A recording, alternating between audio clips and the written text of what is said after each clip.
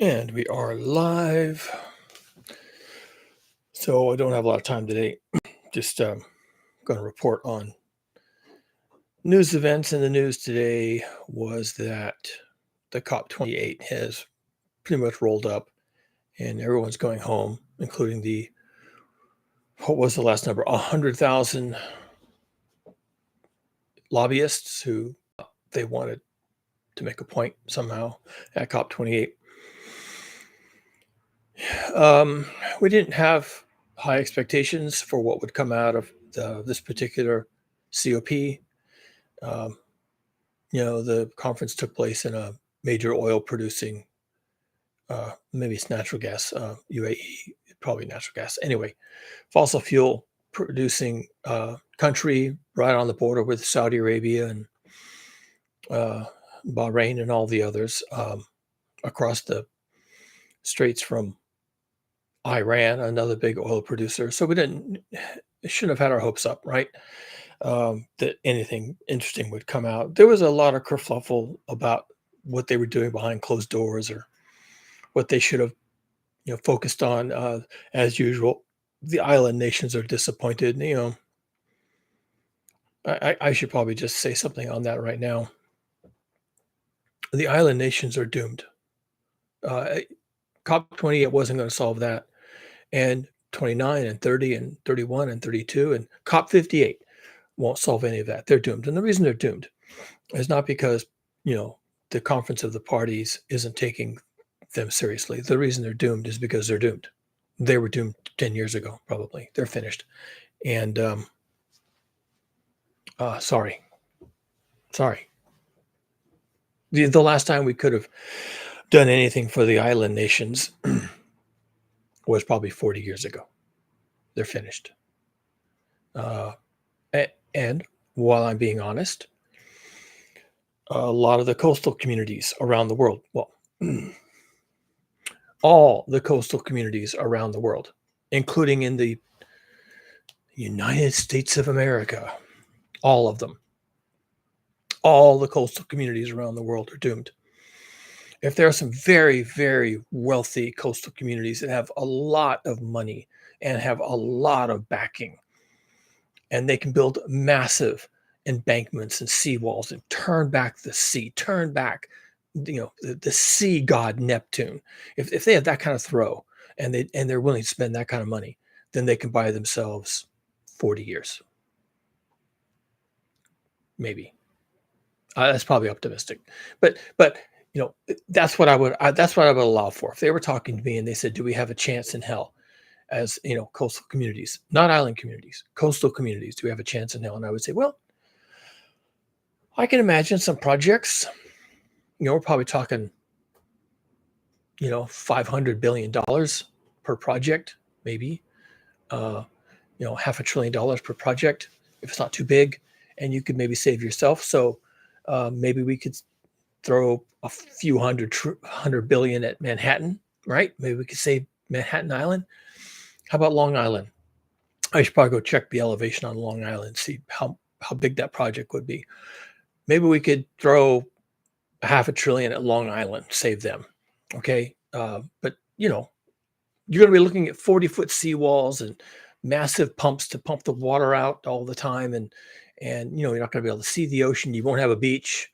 You won't have boardwalks. They'll all be gone. You'll be living inside of essentially an island fortress, huge walls, and it's going to cost hundreds of billions of dollars to pull this off. So the island communities are finished.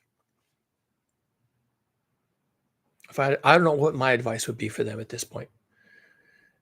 They should keep going to the conferences and they should just be asking for money, relocation money. They're not going to stop climate change. And even if they stopped it on a dime today, full brakes, full stop, did it, they're doomed already. There's enough sea level rise in the West Antarctic ice sheet and, part of Greenland to just bury them. They're done. They're already done. And Greenland is in terminal decline. So I don't know what to say. The lower third of Florida is done. I don't know what to say. Get out. Sell now. Get out. What can I say? They can't save the lower third of Florida. They probably can't save Florida at all as a state in the United States of America, MAGA. Okay, they can't save Florida. Florida's done. It might take 50 years, it might take 100, but that doesn't matter. In the span, the arc of history, 50 or 100 years at this point makes no difference at all. None. You're done. You're done. If you live in South Florida and you're a youngster, in your lifetime, you will have to leave that state in your lifetime. Wow. They're done. In their own lifetimes, they're done. Not thousands of years from now. They're done. So the COP did what the COP does. They obfuscate, delay, argue, and of course, 100,000 lobbyists doesn't help.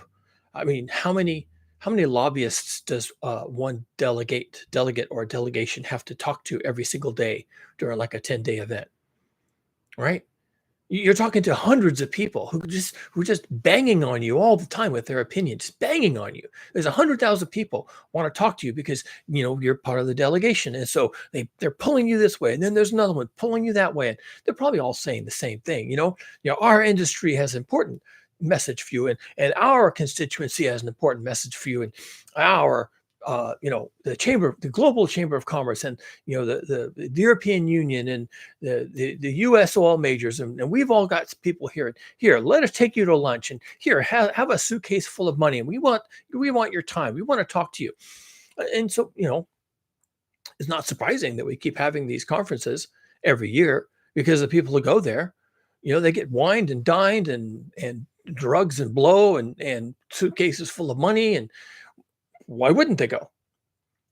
Now, at the end, they have to produce something.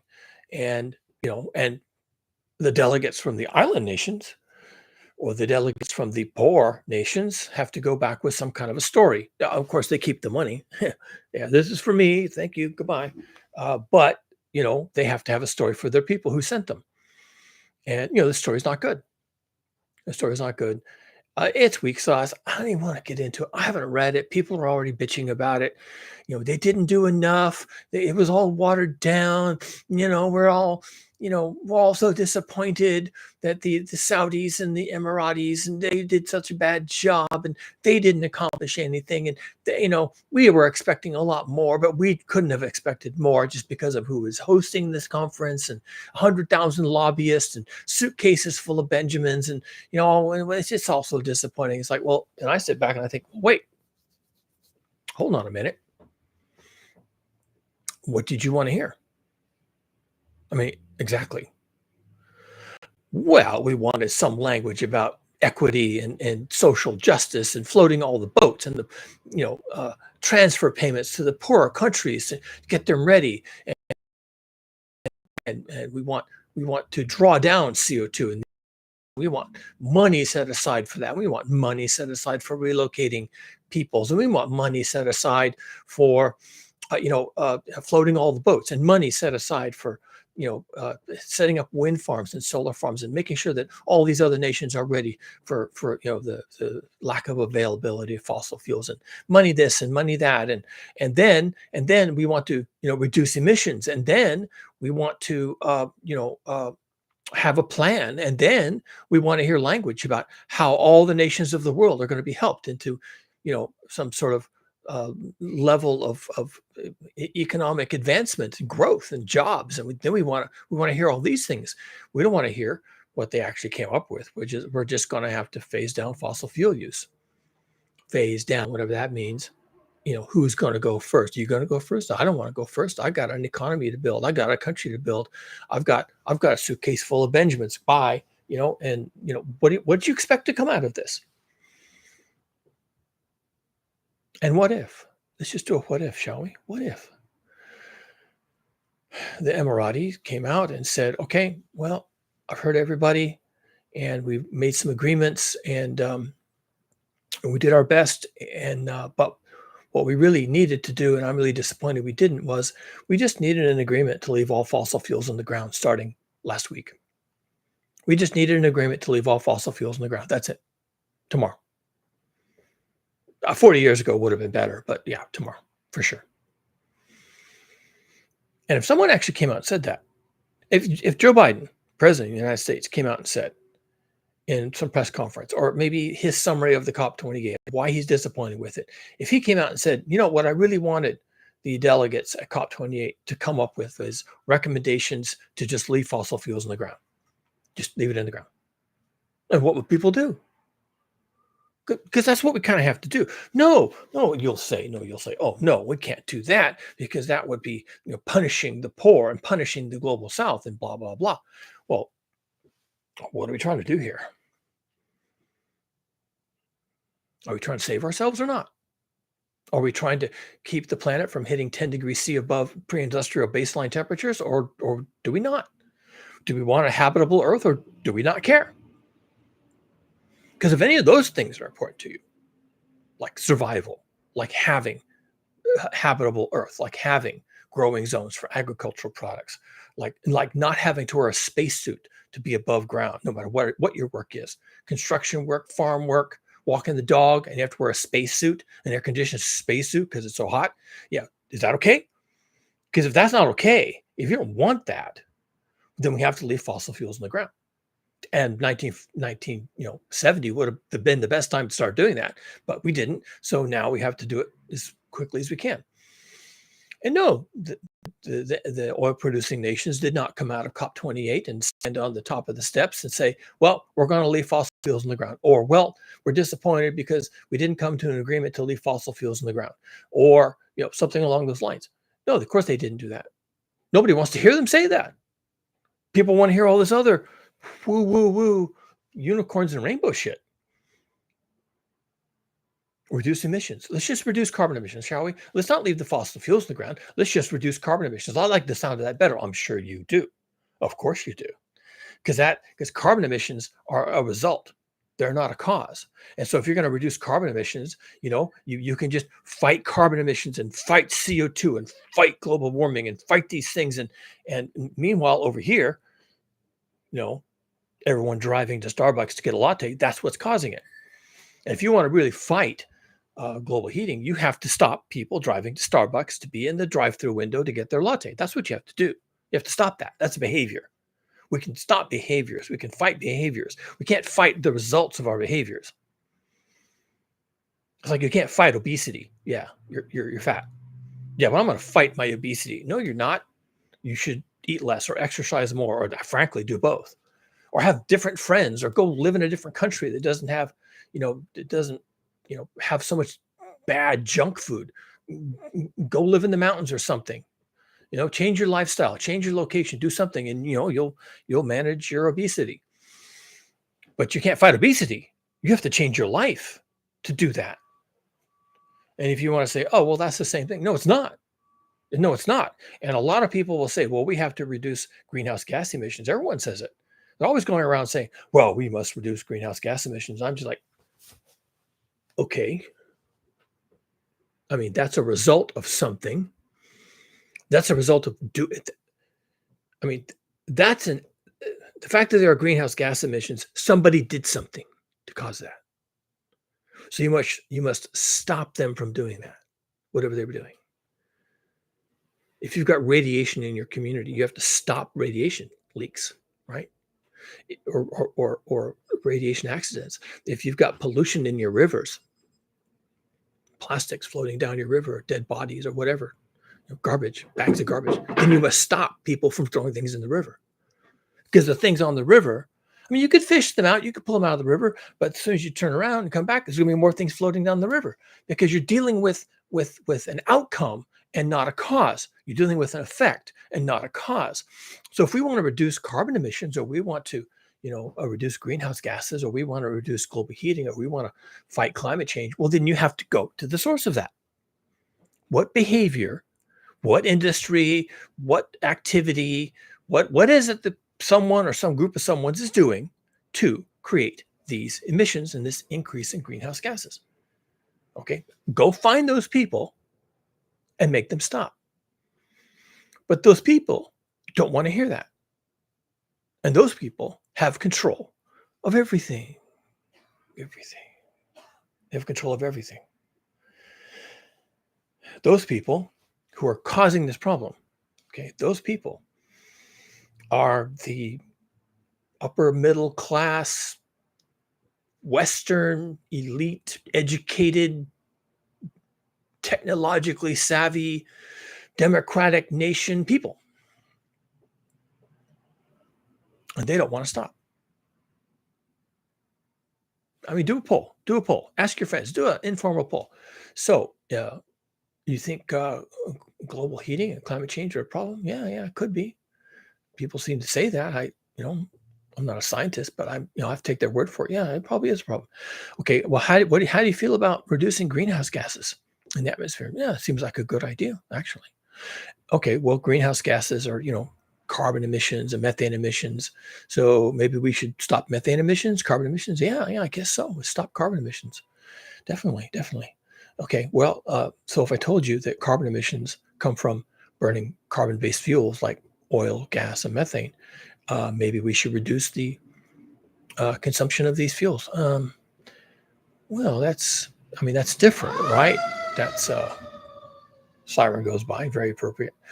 That's different, right? I mean, now you're saying, burning fossil fuels is not a good thing, and carbon emissions, but surely there must be something we could do where we could keep our fossil fuels and reduce the carbon emissions. It's the carbon emissions that are the problem. So I mean, the fossil fuel, like, yeah, maybe that's a source somehow, there's some thing going on there, but I mean, burning the fossil fuel, surely that's not that big of a deal. We have to reduce the carbon emissions.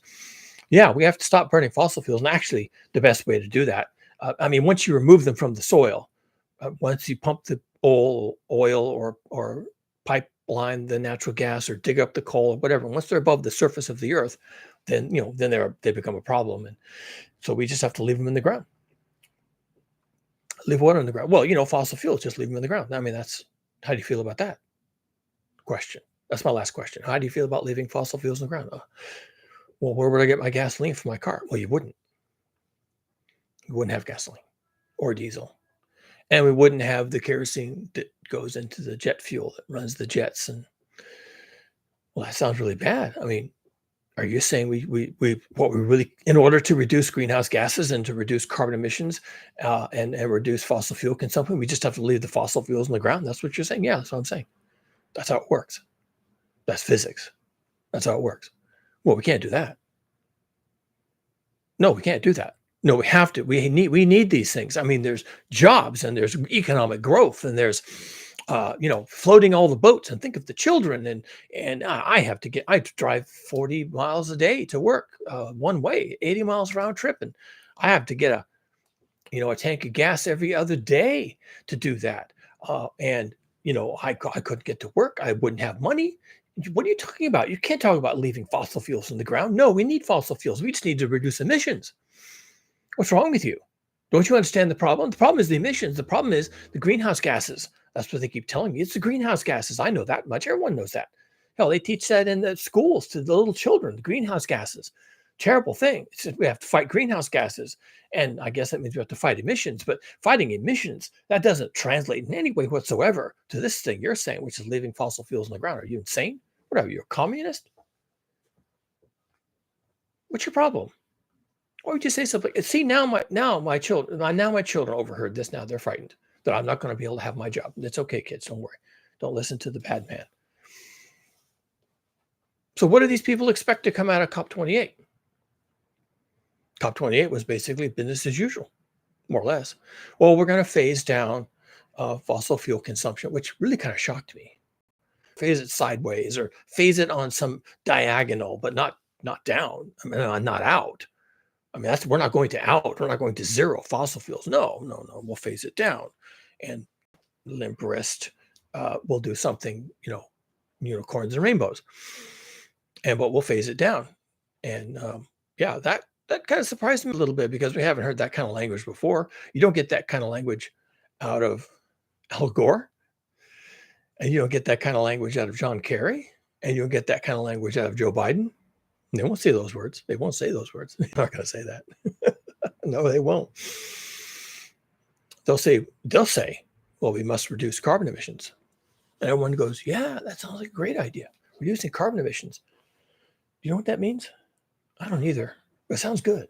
reducing carbon emission, carbon in the atmosphere, carbon dioxide, whatever that is. But it's a greenhouse gas, right? Well, then we must reduce carbon emissions. By golly, yeah, let's do that somehow.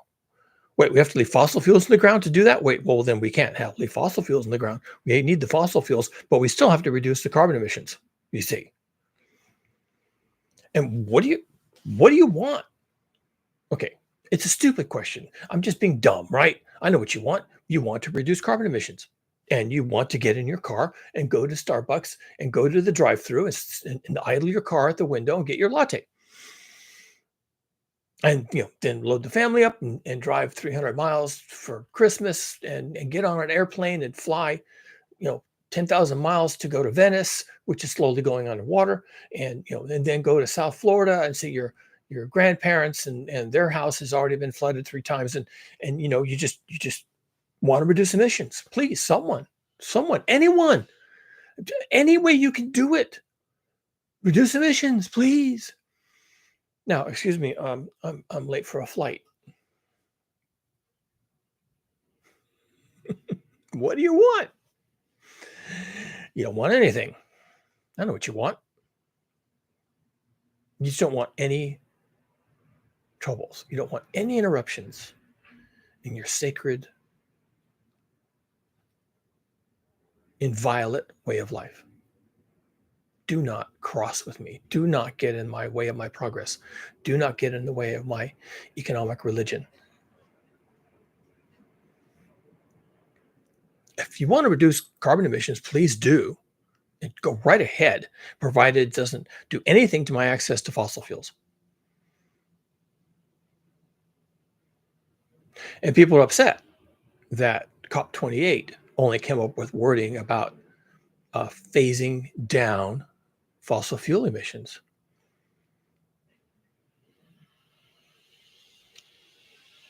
What did you expect? And more specifically, what is it you want? Because I can guarantee you the one thing you do not want and will not tolerate is leaving fossil fuels in the ground. That is a fact. Fact.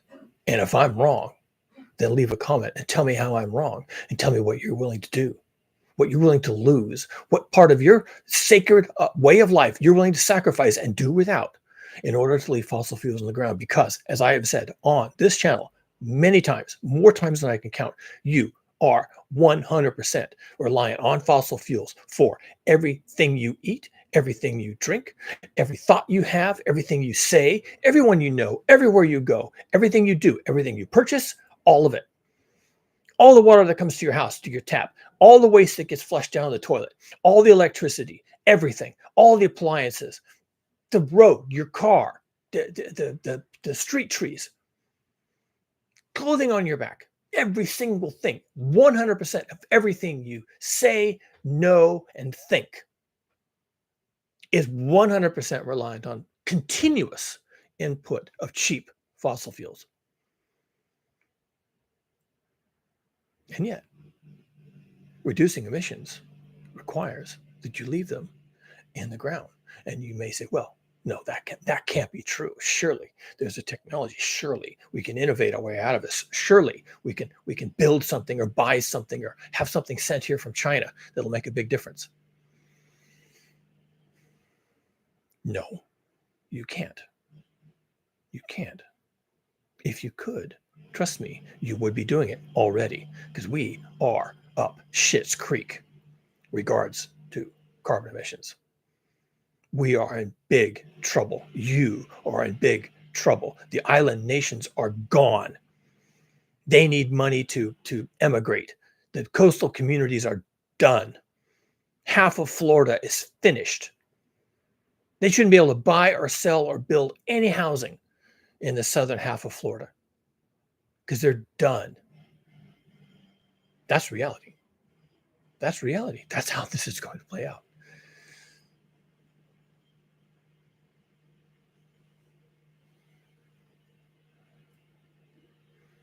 Do we ever expect them to say the thing at COP29 or COP30 or COP31?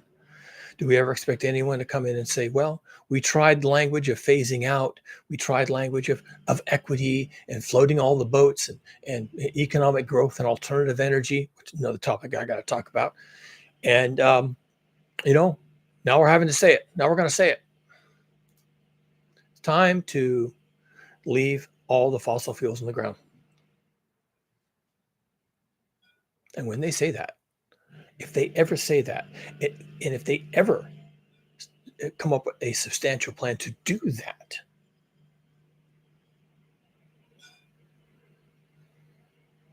your life is over. That's the day your life ends. Your life as you know it, your life as you have lived it and as you have known it ends. So no, I don't want to hear about how disappointed people are about how the COP28 ended. It ended exactly the way you needed it to. Exactly the way you needed it to. They did not come up with a plan to leave fossil fuels in the ground. Lucky you.